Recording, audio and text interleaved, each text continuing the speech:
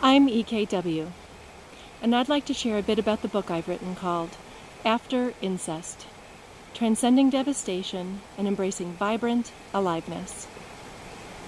My book is a mixture of my personal experiences, poetry I wrote as a means of self-expression, techniques I use to help myself and others heal, as well as personal and professional insights.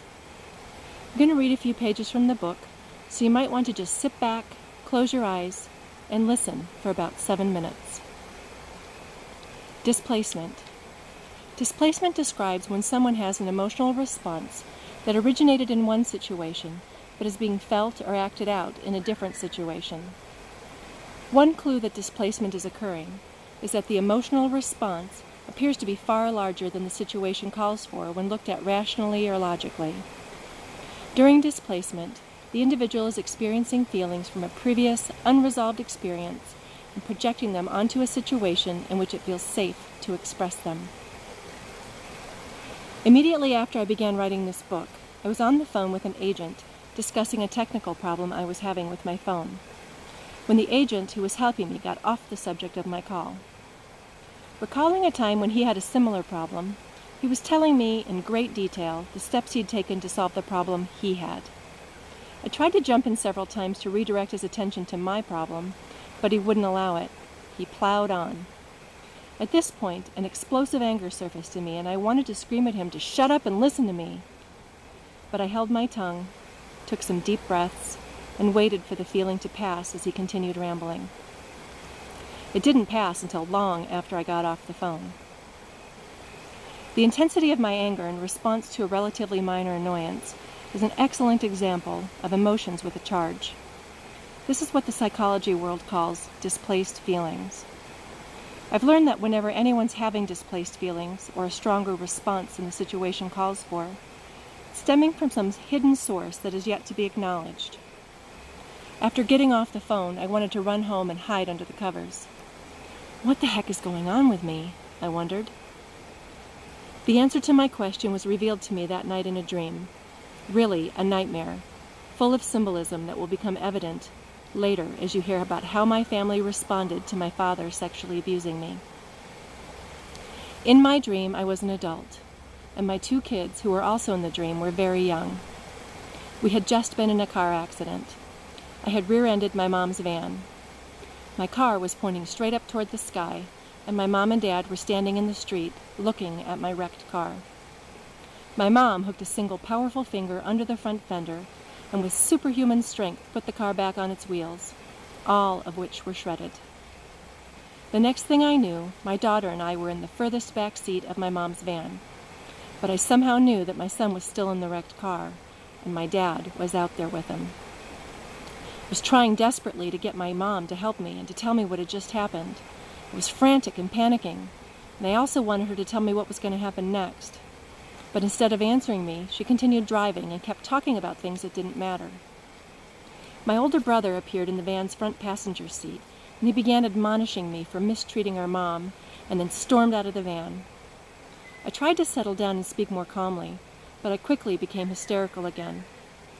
Still, my mom focused on her driving and ignored my panic. She was driving, but we weren't going anywhere. My anxiety about my son and my wrecked car brought my hysteria to a desperate level, and at this point, some part of me finally said, I have got to stop this. I woke myself up to find my heart beating wildly. The process of beginning to write this book triggered within me some unhealed injury, or perhaps I bumped into one of my old scars. This was the true source of my reaction to not being listened to by the phone technician. My anger stemmed from desperately wanting my mom to listen to me and help me after I'd been abused. Yet she ignored me and my needs and went about focusing on herself. Now I understand why the rehabilitated incest survivors I was looking for when I was 23 aren't out there blowing their horns and shouting, "Follow me!"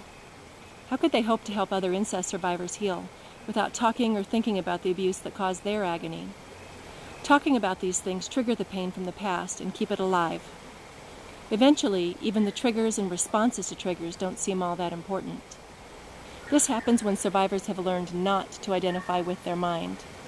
But this typically occurs only after extensive practice. For years, I had quite a lot of unresolved anger and frustration with my mom. This was mainly because she encouraged me to displace my feelings and did not protect and take care of me when I needed her most. Peter A. Levine, Ph.D., and school psychologist Maggie Klein say in their book, Trauma Through a Child's Eyes, trauma can result not only from catastrophic events such as child abuse and violence, but from incidents that generate effects that are often minimized. My mom not only minimized, she unconsciously hated me. In any case, my dream of rear-ending my mom's van held a lot of meaning for me. It explained my exaggerated anger with the phone technician. The main message from the dream was that I was still suffering from the pain I felt at my mom's unwillingness to listen to me when I went to her for help for the abuse.